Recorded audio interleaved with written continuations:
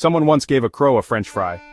The next day the crow came back with a shiny piece of glass like it was trying to trade stocks or something. That's not a joke. That actually happened. See, crows don't just remember faces, they remember vibes. Mess with a crow once and you're on their forever blacklist. And they don't keep that grudge to themselves. Oh no, they go full family WhatsApp group on it. They tell their kids, and their kids tell their kids. And now, 3 generations later, there's a random bird in your neighborhood staring you down because your cousin threw a rock at its great-great-grand crow. These birds are not playing. They hold court in trees like little black-robed judges. They gossip. They plot. They remember the good, the bad, and the guy who forgot to share his chips. One study literally showed that when humans wore creepy masks and annoyed a group of crows years later, years, not days, the crows still attacked anyone wearing the same type of mask. No reminders, no notes, just pure mental filing cabinet energy. Meanwhile, some of us still forget our own Wi-Fi password.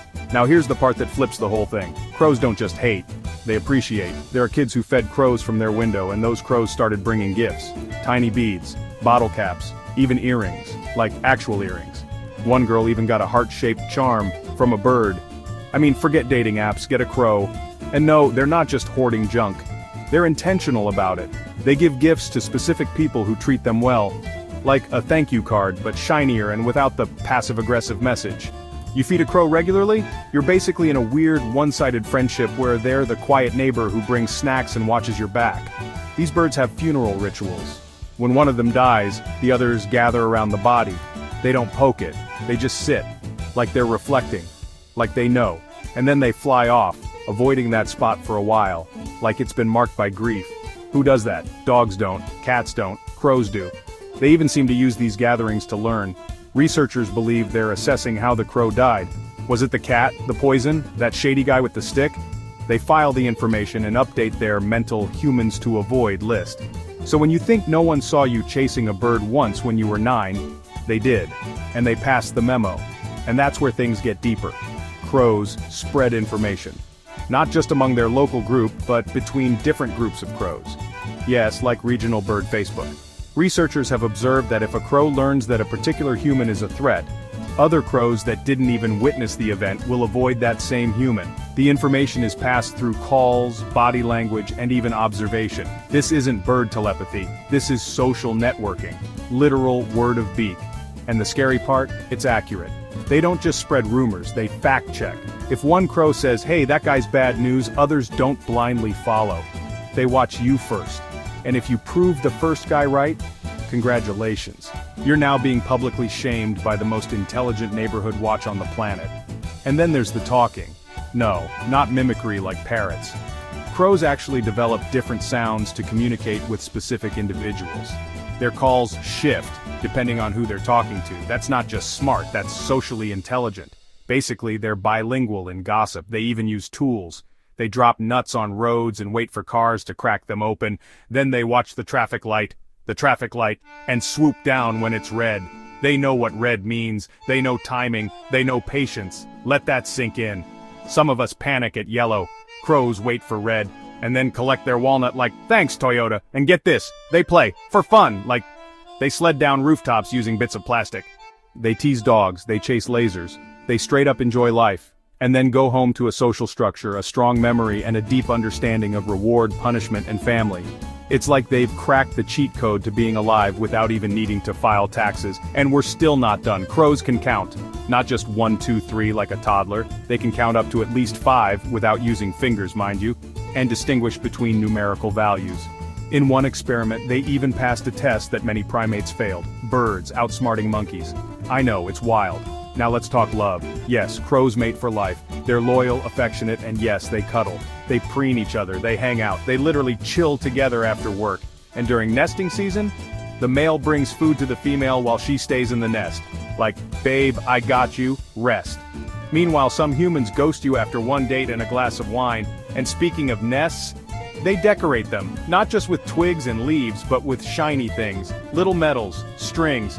Basically, crows are out here with interior design skills and a Pinterest board in their heads. And don't even get me started on how they pass information across groups. A crow in one neighborhood can literally learn that a specific human is dangerous, and then another crow from the next town over who's never seen that human will react the same way. Information spreads like neighborhood gist on a Sunday afternoon, and no, they don't forget. They remember for up to 5 years. Now here's a fact that should make you blink a little harder. Crows can solve puzzles with multiple steps, like unlock a box, use the tool inside, then lift the latch, and only then can you reach the food. They do it like they're born with a PhD in problem solving under pressure. And they learn by watching each other.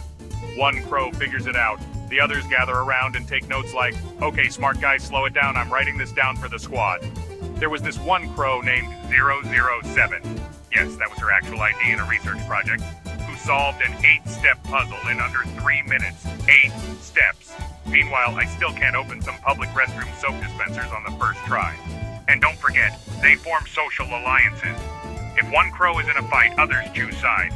They defend each other. They also hold grudges on behalf of their friends. So, yeah, mess with one crow and 5 more will hate you on sight just because you're that guy. You've just been blacklisted by the bird mafia. And when they want to warn others, they hold literal crow meetings. A group of crows is called a murder, but don't let the name fool you. It's more like a town hall. When danger is near, they hold meetings to discuss what's happening and adjust their behavior as a group. No schedule, no chairs, just real-time, high-level strategy. These birds are something else. They recognize themselves in mirrors. Self-recognition is something even elephants struggle with. But a crow will look in a mirror and realize, that's me. It's not narcissism, it's consciousness. So yeah, next time you call someone bird-brained, be clear that you might be giving them a compliment, because if crows could type, this whole script would probably be written by one, and it would still be smarter than half the comments section on the internet. Okay, now, if you just watched a whole video about birds and forgot to blink at least twice, I like you. You're weird in a good way. You might as well subscribe, because clearly, we both like the kind of stuff that makes other people say, "Wait, why do you know this?" Let's just say we've joined the Crow Club. No secret handshake, just mutual respect, good snacks, and the occasional shiny gift. And hey, if a crow ever shows up with a bottle cap and a head tilt, give it a snack. You never know. 5 years from now, that might be the only one who saves you during the pigeon uprising.